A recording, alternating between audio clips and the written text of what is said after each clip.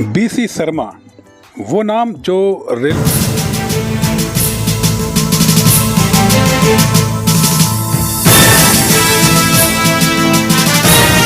इस news channel पर जो भी वक्ता ने कहा वो उसकी अपनी राय है, जिसकी पुष्टि नेशन न्यूज इंडिया नहीं करता। धन्यवाद। रेलवे के कर्मचारियों के लिए हमेशा तत्पर रहे हैं वो बीसी शर्मा, जिन्होंने रेलवे की कर्मचारियों की समस्याओं को लेकर हमेशा सरकार से लड़ाइयाँ लड़ी हैं। वो बीसी शर्मा जो आज भी रेलवे के कर्मचारियों की समस्याओं को लेकर सरकार से, उनके अधिकारियों से भिड़े रहते हैं ताकि रेलवे के कर्मचारियों को किसी प्रकार की दिक्कत ना हो। इसीलिए बीसी शर्मा का नाम आज भी लोग बड़े सम्मान से लेते हैं। बीसी शर्मा न कभी झुके न कभी डरे, अपने कर्मचारियों, रेलवे के कर्मचारियों, उनकी समस्याओं को लेकर के कभी भी वो पीछे नहीं हटे। हमेशा उनकी समस्याओं को लेकर के सरकार से अक्सर चिल्ला रहे हैं हाथ करने को हमेशा तैयार रहे। जो ट्रेड यूनियन है खुद तोहफे दे रही हैं, बाकी लोगों को इसके लिए प्रेरित नहीं कर रहे हैं। इसी को लेकर के लोग के कमेंट्स आते हैं बकायदा। इसको लेकर क्या आप कहते हैं? देखिए, उन लोगों को ज़्यादा जानकारी नहीं है, क्योंकि जिस समय हम लोग अपॉइंटमेंट हुए पुराने आदमी 2004 से पहले, उस समय जो नियम थे उन नियमों के अनुसार जो है, जो भी भर्ती हुआ है जनवरी 4 से पहले, उनको लिबरलाइज पेंशन स्कीम मिली। उस समय नो पेंशन स्कीम का कोई प्रोविज़न नहीं था। फिर जो बेटर होता है वो लेता है। अब ये एलिगेशन लगा देना वो क्यों नहीं लेते, लेकिन ये नहीं सोचते हैं जो जनवरी 2004 के बाद है उनकी लड़ाई कौन लड़ रहा है। कितने लोग जो जिनको ये बेनिफिट मिलना है, कितने लोग आके सही प्लेटफॉर्म पे आके लड़ रहे हैं। जब भी कॉल किया, 20 साल से हम लोग इसके लिए लड़ रहे हैं कि एनपीएस जो है किसी की बेनिफिट में नहीं है, मिनिमम पेंशन की गारंटी नहीं है, मिनिमम फैमिली पेंशन की गारंटी नहीं है और पेंशन की गारंटी नहीं है। 20 साल के बाद भारत सरकार को समझ आया। उन्होंने 15 जुलाई को हम बुला के स्टैंडिंग कमेटी जो नेशनल काउंसिल किया उससे डिस्कस किया। डिस्कस करने के बाद ये जो उन्होंने कम्युनिकेशन किया उसमें युवा साथियों को मिला है कुछ। ये जो गुमराह कर रहे हैं लोगों को, आपको समझना चाहिए।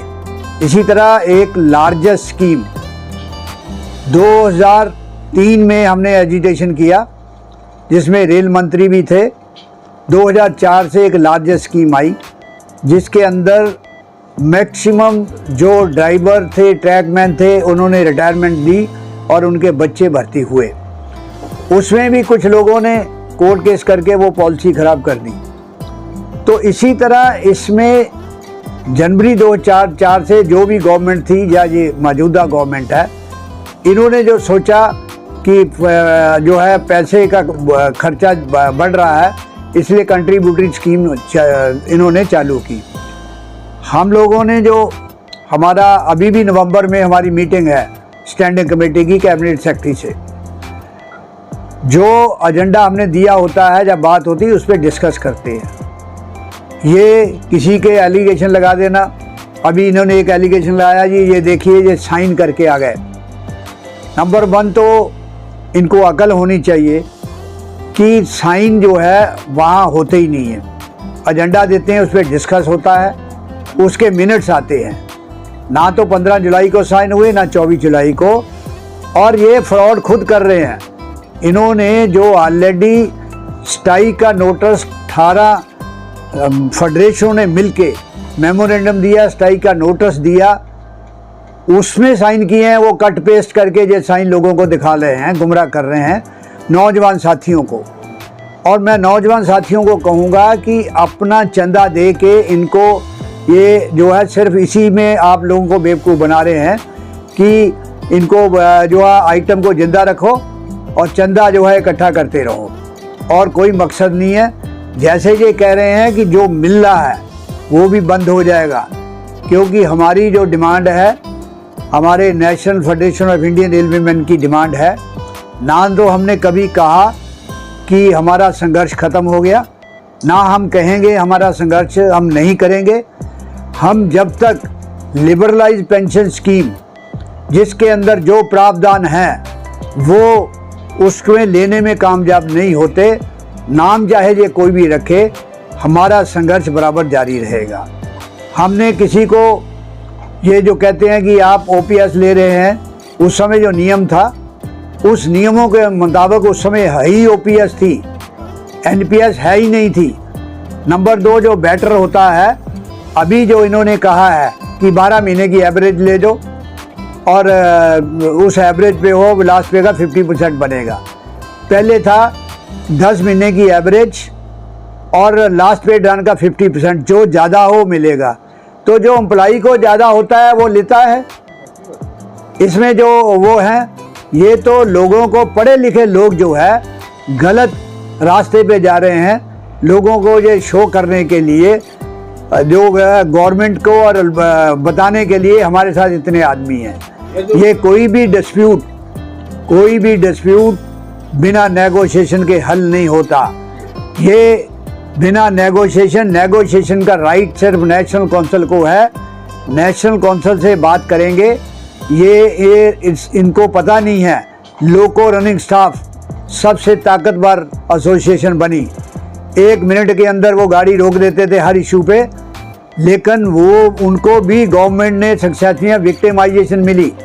जब वो फेडरेशनों के पास आके उन्होंने अपनी डिमांड रखी, उनकी डिमांड पूरी हुई और होगी। इसी तरह ये लोग, हम भी उसी हक में हैं कि आपने नाम यूनिफाइड पेंशन दिया। हम ये नहीं कह रहे नाम कोई भी दे दो, जो उनका राइट है, जो लिबरलाइज पेंशन स्कीम में पुराने आदमियों को मिलता था वो युवा साथियों को मिलना चाहिए। पेंशन की गारंटी मिलनी चाहिए, मिनिमम पेंशन की गारंटी मिलनी चाहिए। जो 10% उनका कटता है वो पूरा पैसा 10% उन युवा साथियों को रिटायरमेंट पे मिलना चाहिए। 60% उसका कोई मतलब नहीं है, या ये 6 महीने का 1/10 हिस्सा का कोई मतलब नहीं है। इस पे एग्री नहीं करेंगे। इसलिए हमने 23 से 27 तक एक वीक मनाया, उसमें जोरदार प्रदर्शन 128 ब्रांचों में नॉर्दर्न रेलवे में भी किया। उसके बाद आगे भी हम संघर्ष जारी रखेंगे जब तक इन युवा साथियों को ये पूरा हम लिबरलाइज पेंशन स्कीम का, जिसको ओपीएस कहते हैं, बेनिफिट नहीं मिलते। सर, जिस तरीके, ऐसा तो नहीं लग रहा है कि जो अभी आपका रेलवे के जो चुनाव है उसको लेके ये युवा को भ्रमित कर रहे हों? ये तो इनकी जो इधर उधर वाली मंशा है, इसके अंदर भी ये कोशिश कर रहे हैं कि ऐसा करने से। लेकिन अगर रेलवे कर्मचारी, सेंट्रल गवर्नमेंट कर्मचारियों ने अपनी डिमांड को पूरा कराना है तो सिर्फ रिकॉग्नाइज फेडरेशन और यूनियन ही आपकी डिमांड को पूरा कर सकती है। आज इतिहास कायम किया है एनएफआईआर ने, महंगाई भत्ता लेके दिया जो 1964 से मिलता नहीं था। उसमें भी ये दूसरी फेडरेशन ने कहा कि नहीं मिल सकता। उसके बावजूद भी national federation of Indian railway man ने और कुछ और यूनियन ने मिलके लड़ाई लड़ी, गवर्नमेंट से आर्बिट्रेशन अवार्ड हुआ, महंगाई भत्ते का फार्मूला बना। इसी तरह रात्रि भत्ता नहीं मिलता था, रात्रि भत्ता भी इसी तरह लेकर दिया जो नहीं था। रात्रि भत्ते में भी रनिंग स्टाफ को काट दिया था, उसके नियम बना दिए थे, उसको ठीक कराया गया। और पहले जो शुरू में एक कमेटी बनी, उसमें पीएनएम के फोरम पर ऐसे 67 आइटम थी जिसको एनएफआईआर ने केवल लड़के पूरा कराया। एनएफआईआर जानती है कि कर्मचारियों की डिमांड को कैसे पूरा करना, समय चाहे लग सकता है, लेकिन national federation of Indian railway man, उत्तरी रेलवे मजदूर यूनियन किसी को गुमराह नहीं करती है। यहाँ संघर्ष करने की जरूरत होती है, हम संघर्ष करते हैं, लेकिन हमारा एक एम नहीं है कि संघर्ष करो और लोगों को विक्टिमाइजेशन करा दो। ये हमारा कभी एम नहीं है। मैं फिर दोबारा, चाहे वो रेलवे के युवा साथी हैं या दूसरे साथी हैं, आप ये लोग जो गुमराह आपको कर रहे हैं, गलत बात बता रहे हैं कि ये लोग फैसला करें। हमें नेगोशिएशन का राइट है। हम जो है मान्यता लेते हैं, फील्ड के अंदर इलेक्शन लड़के हमने काम किए हैं, काम करेंगे, संघर्ष करेंगे। आपकी डिमांडों को पूरा करेंगे। धन्यवाद। जो अभी नए युवा रेलवे में हैं, अभी कई संगठन नए आ गए हैं, उनको समझा रहे हैं, बता रहे हैं या भटका रहे हैं, जो भी उनके जो नए बच्चे आए हैं रेलवे में, उनके लिए आप क्या अपील करेंगे? नए बच्चों को समझना चाहिए कि नए बच्चों के लिए जो भी है, आज 45% से ऊपर हो गए, उनकी जो डिमांड है, जो रिकॉग्नाइज्ड फेडरेशन यूनियन है, उसी को लेके वो पूरा करा सकती है। ये जो हल्ला गुल्ला कर सकते हैं, डिमांड नहीं पूरी करा सकते। ये किसी की, इनके पास कोई राइट नहीं, किसी की छुट्टी नहीं करा सकते। जहाँ तक बाकी बात तो क्या करनी है, इनके पास कोई राइट नहीं है, ना इनको राइट कोई मिलने वाला है। इसलिए कोई भी एसोसिएशन है चंदा इकट्ठा कर सकती है, जो है वेलफेयर की पार्टी कर सकती है। किसी की डिमांड के लिए नेगोशिएशन का कोई राइट नहीं है, ना राइट मिलने वाला है। अपील क्या करेंगे?